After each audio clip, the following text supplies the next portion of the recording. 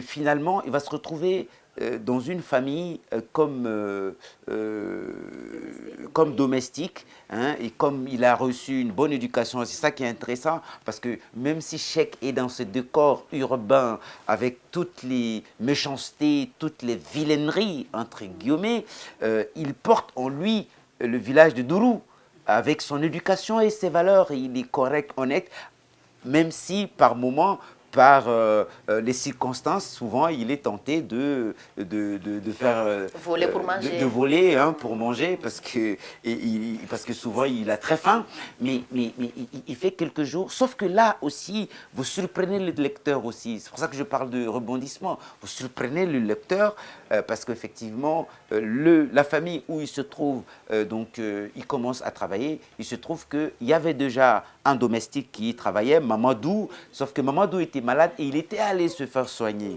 Donc il remplace un peu Mamadou au moment où il commence vraiment, il s'intègre dans la famille et qu'on commence à lui payer. Il se prive de tout.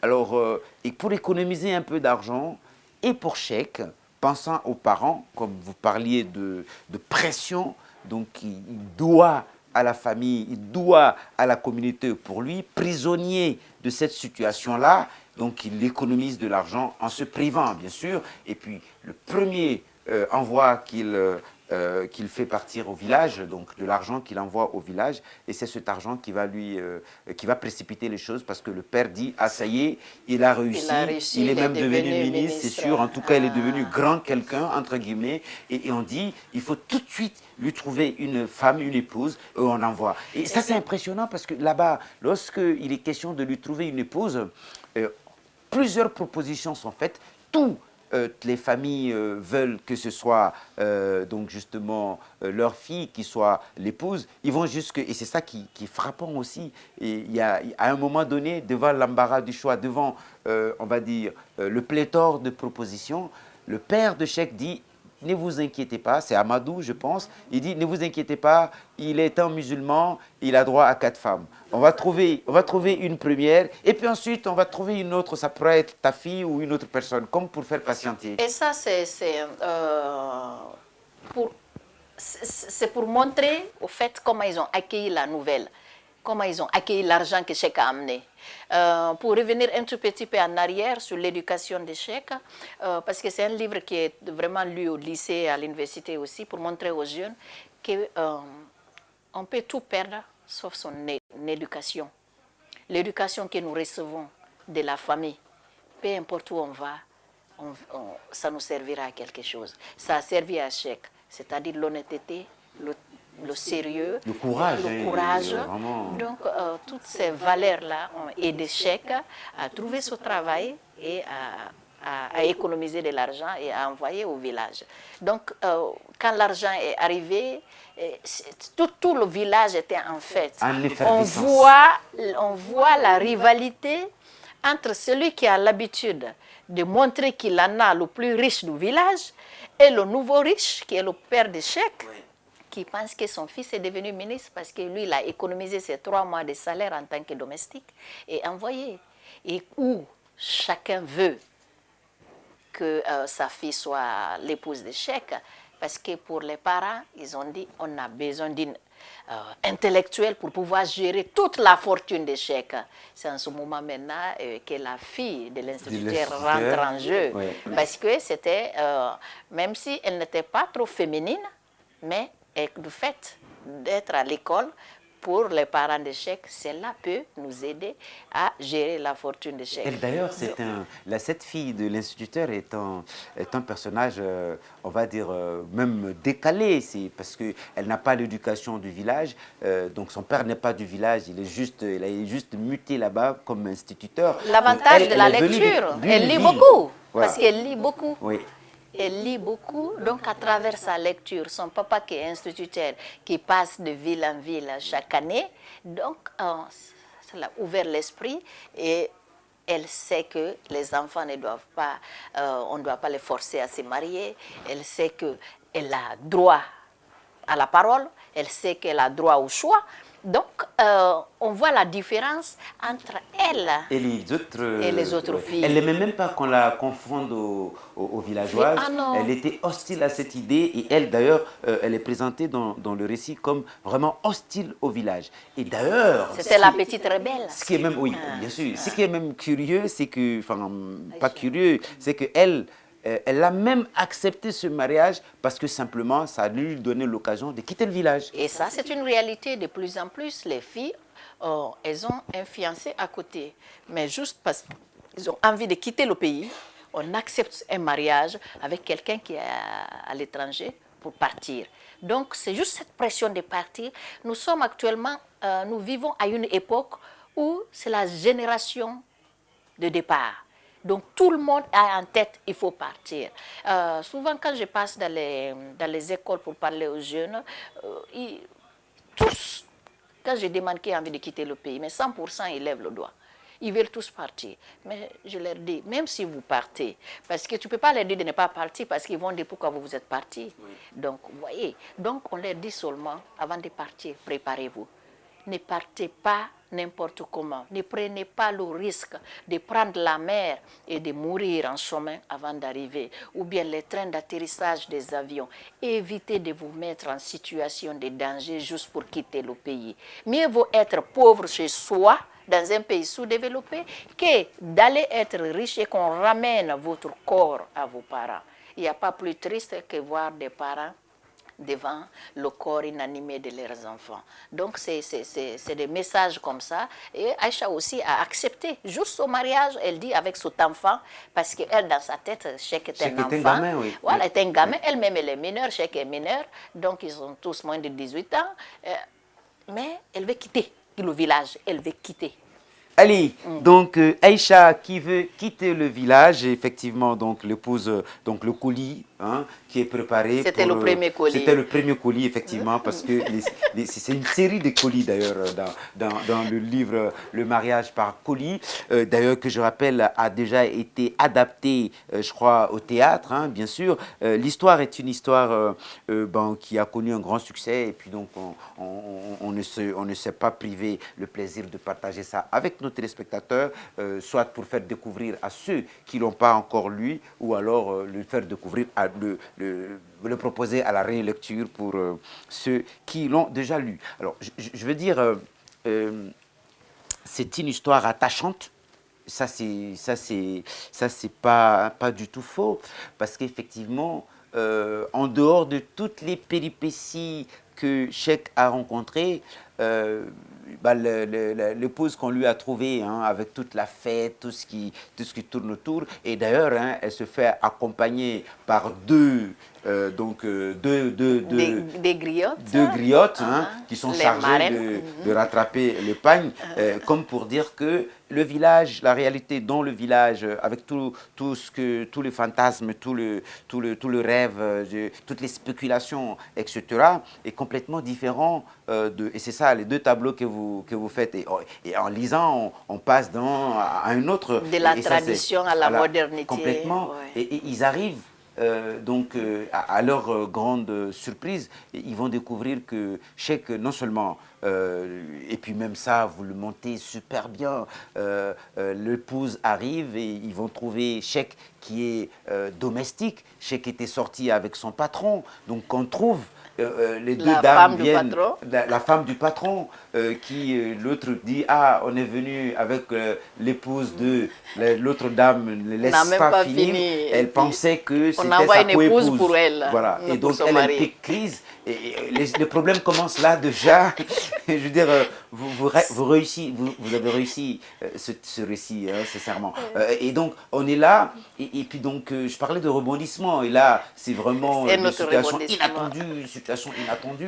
Ouais. Et donc la dame qui tombe croyant que c'est sa coépouse qu'on est venu présenter, et dès que c'est l'une des criottes, et ça c'est intéressant, ça veut dire ils savent aussi, ils ont leur façon de faire, qui va trouver de l'eau pour verser sur la tête de la dame et lui asséner un coup un peu violent. Donc elle se retrouve Et puis, finalement, elle va apprendre que la celle fille qui est arrivée, ce n'est pas vraiment sa coépouse, mais c'est pour leur domestique. Le domestique, enfin, pas le domestique, mais pour Cheikh. Pour Cheikh, qui est censé être ministre. Voilà, qui est censé être ministre, en tout cas quelqu'un d'important.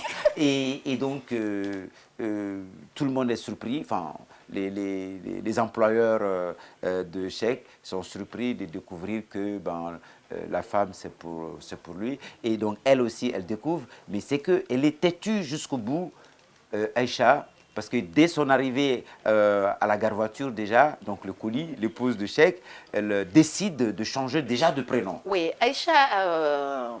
Elle dit qu'elle ne s'appelle plus Aïcha. Elle s'appelle Ariane. Voilà. Elle change parce que Aïcha, pour elle, Aïcha, Mariama, Fatoumata, ça fait trop africaine pour elle, ça fait trop village pour elle. Donc il faut des prénoms comme Étoile, Ariane. Donc elle décide de changer de prénom déjà parce qu'elle est dans la grande ville. Dans sa tête, elle n'a rien à voir avec le village. Maintenant, c'est fini. Et le premier signe, c'est changer de prénom. Oui. Ariane. Là, c'est pour montrer la coupure déjà. Oui, c'est la symbolique est forte. Hein. Tradition et la modernité. Elle rentre déjà dans la modernité. Oui. L'esprit rebelle, arrogance et l'impatience, vouloir toucher les étoiles sans aucune échelle, tout de suite aller. Oui. Donc, elle est venue avec son plan. Mais en comptant, elle dit, bon, si je vais l'épouser, c'est un ministre, tout ça, mais il n'y a pas de souci, je vais seulement quitter ce village. Elle vient, elle trouve que ce n'est pas un ministre, c'est un domestique. Elle dit, non, lui, ce n'est pas pour moi. Oui. Donc moi, mes ambitions sont plus grandes que celui-ci là. Tout de suite, elle décide de laisser tomber Cheikh parce qu'elle, son objectif, c'était de quitter le village. Et elle aussi, les péripéties commencent. Et là, je voulais aussi attirer l'attention sur comment ces jeunes filles-là sont exposées dans les grandes villes, exposées aux maladies, exposées à la prostitution. Et elle n'a pas fait l'exception. Elle a été victime et s'est retrouvée avec un proxénète qui était dans la prostitution. Avant même le proxénète, hein, parce qu'effectivement, juste avant le proxénète, elle cherchant du boulot, parce qu'effectivement, elle a eu des discussions, un échange un peu houleux avec Cheikh, parce qu'elle c'était coupé et elle est partie. Et donc, du coup, elle trouve à se faire employer chez une dame qui comme vendeuse, et ça s'est très bien passé d'ailleurs là-bas, mais il se trouve que l'époux, donc le mari de cette dame, donc de sa patronne, lui faisait la cour. Et d'ailleurs, lui, c'est un personnage cynique qu'on découvre parce que il n'arrêtait pas de harceler Aïcha Ariane. D'ailleurs, dans l'écriture, par moment, vous l'appelez Aïcha, par moment, vous dites Ariane, et des fois, vous couplez les deux. Tout dépend de la circonstance. Il arrive où elle est triste, elle redevient Aïcha. C'est-à-dire cette petite fille qui a quitté le village, qui cherche sa voie. Et il arrive où elle est rebelle, elle veut changer le monde. Tout ce qu'elle voit, il n'y a que tristesse. Oui. Elle a envie de réussir, elle devient Ariane. Il y a des moments où elle ne sait pas qui elle est Aïcha, elle est Ariane, elle est Aïcha Ariane, Ariane Aïcha. Donc, pour vraiment un averti qui voit comment les noms là sont superposés ou sont il y a une personne qui dit « Ah, vous êtes Harry Anne », c'est-à-dire le nom c'est Harry.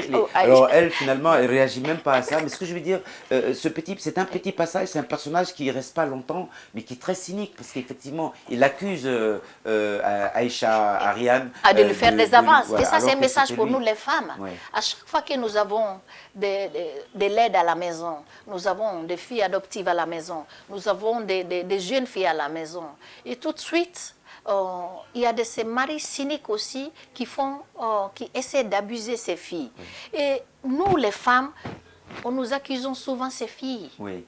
De vouloir voler leur mari. Oui. Alors qu'elle était sincère, elle faisait son travail. Elle a même fait prospérer pendant un moment le commerce de sa patronne. De sa patronne. Mais le mari qui voulait vraiment l'abuser, et la femme est tombée dans le piège, elle a chassé la fille.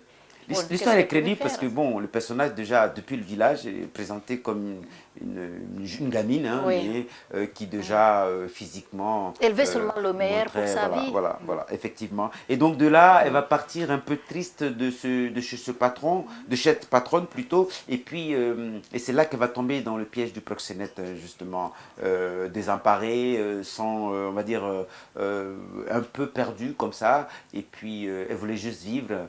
Et malgré le fait que quelqu'un dans le bar, puisque c'est dans un bar qu'elle va rencontrer ce proxénète, qui voit tout de suite ses atouts de jeune fille qui peut l'aider. Et puis vous décrivez quand même des situations, je vois, un peu hallucinantes hein, par rapport à la prostitution modernisée, entre guillemets, si on peut dire. C'est-à-dire que le monsieur, le proxénète, va jusqu'à prendre des maisons de luxe, des villas pour les jeunes filles qui sont entretenues. Elles ont même des bonnes à leur service pour pour leur proposer, on va dire, au grand bonnet. On a modernisé la prostitution, c'est comme ce que j'ai dit.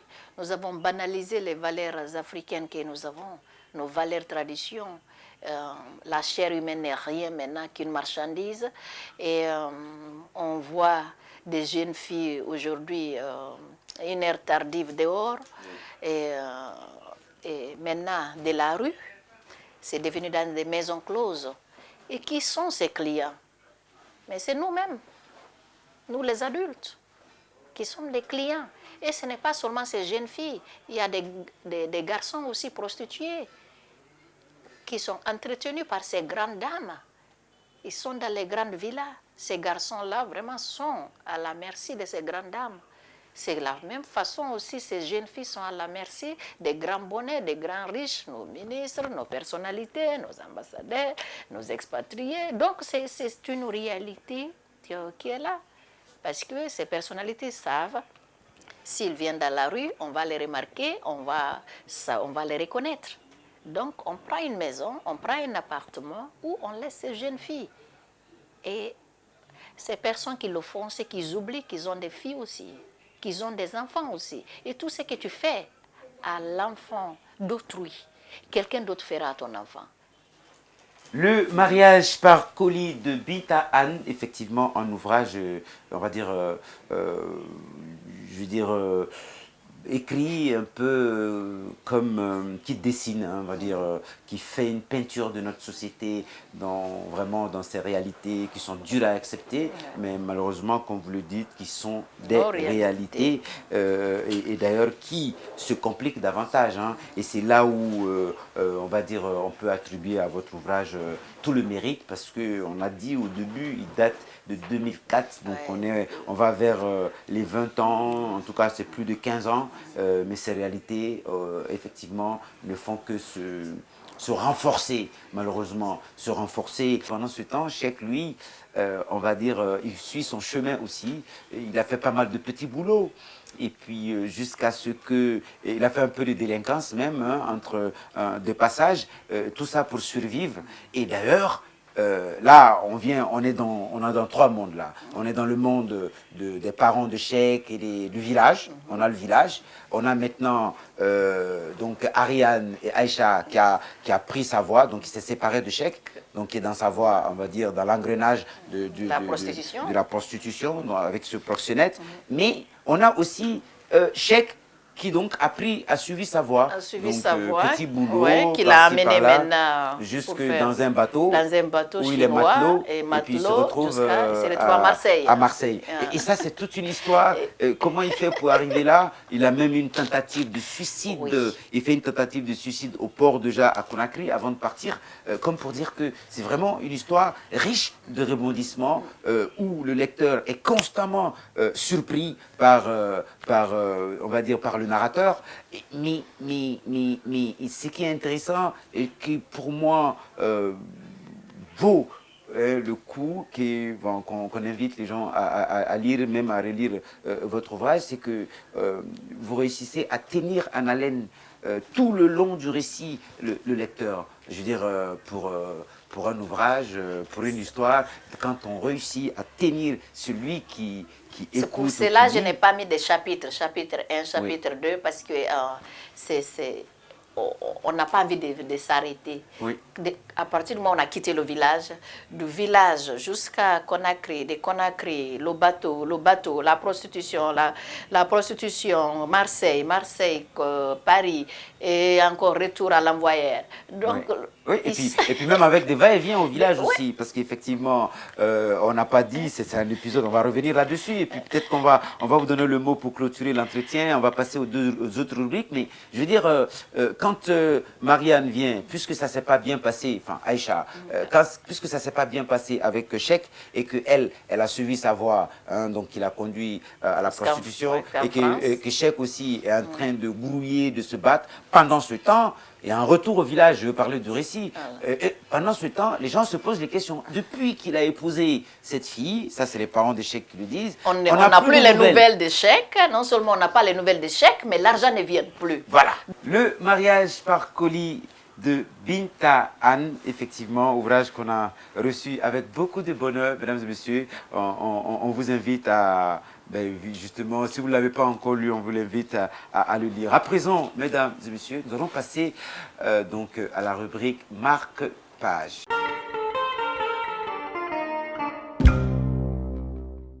À Bourou, Aïcha était la seule fille qui s'habillait et dérangeait ainsi, sans être punie. La punition pour les autres jeunes filles était la mutilation, afin d'écarter en elles tout désir, avant de les obliger à épouser un homme 2 ou 3 fois plus âgé qu'elle. Mais grâce aux nombreux cadeaux que le père de Aïcha offrait aux notables, le conseil des sages tolérait l'excentricité de cette petite citadine. En feignant de ne rien remarquer, Aïcha sortit son grand jeu de séduction en remuant exagérément ses rondeurs comme un éléphant constipé. Dites-vous, au milieu du cercle, elle se retourna et constata que ces vieux étaient en train de baver sur son passage comme des chiens grippés. C'est à qui cette fille? Il faut que je l'épouse, sinon mon cœur va s'arrêter, lança l'un des vieux notables qui avait déjà quatre femmes. Tu parles, moi, depuis que je l'ai vu, mon cœur n'arrête pas de faire tic-tac, comme une horloge. Est-elle d'ici? Bien sûr que oui, tu ne la reconnais pas. C'est la fille de l'instituteur, maître. Elle s'appelle Aïcha. On est à la page 80. Mais elle se retint en lançant un regard sombre à sa belle-sœur, devenue du coup la belle-mère de son fils, un châtiment sans appel que son mari venait de lui imposer. J'aurais souhaité autre chose pour mon fils, regretta-t-elle très dessus. Toi, ça suffit à présent. Va chercher une occupation dans la cuisine, s'énerva son mari. Inquiète, elle se réfugia comme d'habitude dans sa case pour pleurer. Elle n'avait pas de nouvelles de son fils et cela l'inquiétait de plus en plus. Elle décida alors de ne pas trop s'engager dans les préparatifs de ce deuxième mariage. Le lendemain, elle attendit le coucher du soleil pour aller consulter le féticheur du village qui habitait derrière le marigot. Celui-ci l'écouta attentivement, la consola et surtout la rassura en lui disant que Cheikh n'avait rien de grave, qu'il finirait par donner de ses nouvelles un jour. Il n'avait cependant rien dit de précis à Marietou, il avait été vague dans ses explications. Il continua de consulter ses gris-gris et ses coris, mais ne put prédire l'avenir de Cheikh. Il avoua qu'il avait du flou dans sa tête à chaque fois qu'il prononçait son nom. Il exhorta Marietou à garder patience et espoir. Mesdames et messieurs, eh bien, c'était donc notre marque-page. Et à présent, quittez pas parce que ce n'est pas fini. On passe à la troisième et dernière rubrique, toujours autour du mariage par colis de Binta Anne. Et là, c'est les questions que les téléspectateurs posent à notre auteur.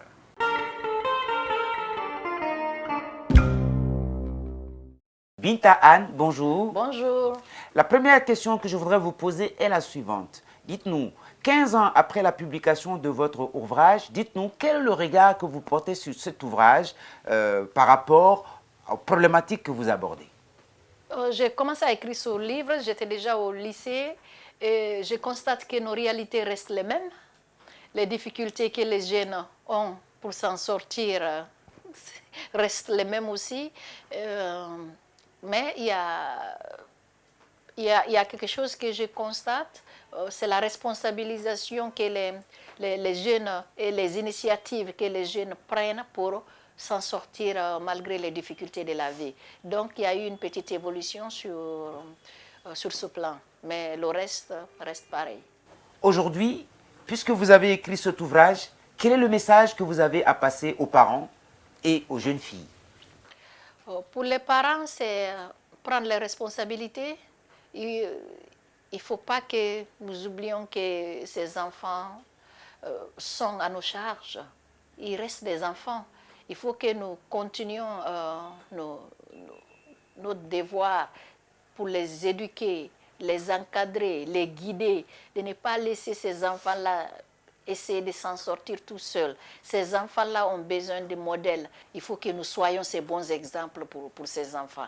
En ce qui concerne les jeunes filles, c'est plus de courage et de travailler dur, de ne pas essayer de trouver seulement des raccourcis. La vie n'est pas faite de raccourcis. Il faut se mettre en tête qu'il n'y a que le travail honnête qui peut vraiment les pousser à s'en sortir. La prostitution, se mettre avec des gens malveillants, ce sont des raccourcis qui ne pourront que vous apporter des problèmes. Troisième et dernière question. Alors, dites-nous, s'il vous était demandé de résumer en quelques mots le mariage par colis, que diriez-vous? À travers ce mariage par colis, j'ai voulu attirer l'attention sur les mariages précoces, le mariage des enfants, les mariages forcés. L'amour doit être à la base de toute union. L'amour doit être à la base de tout mariage. Il ne faut pas forcer. C'est pas seulement, on a l'impression que ce sont les filles seulement qui sont victimes de ces mariages précoces, de ces mariages forcés. Les garçons aussi sont victimes parce qu'on ne demande pas leur avis, on leur impose. La fille du voisin, la fille de l'oncle, la fille de tante.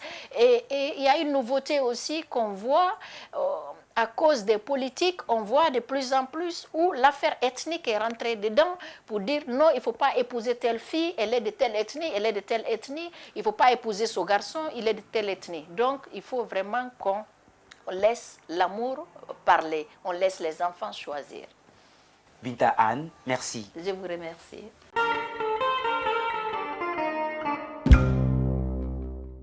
Mesdemoiselles, mesdames et messieurs, le plaisir pour moi a été énorme de partager ce moment avec Binta Anne autour de son ouvrage Le mariage par colis. Eh bien, je vous donne rendez-vous la semaine prochaine, évidemment, pour un autre ouvrage avec un autre auteur. Au revoir et bonne suite de programme sur Espace TV.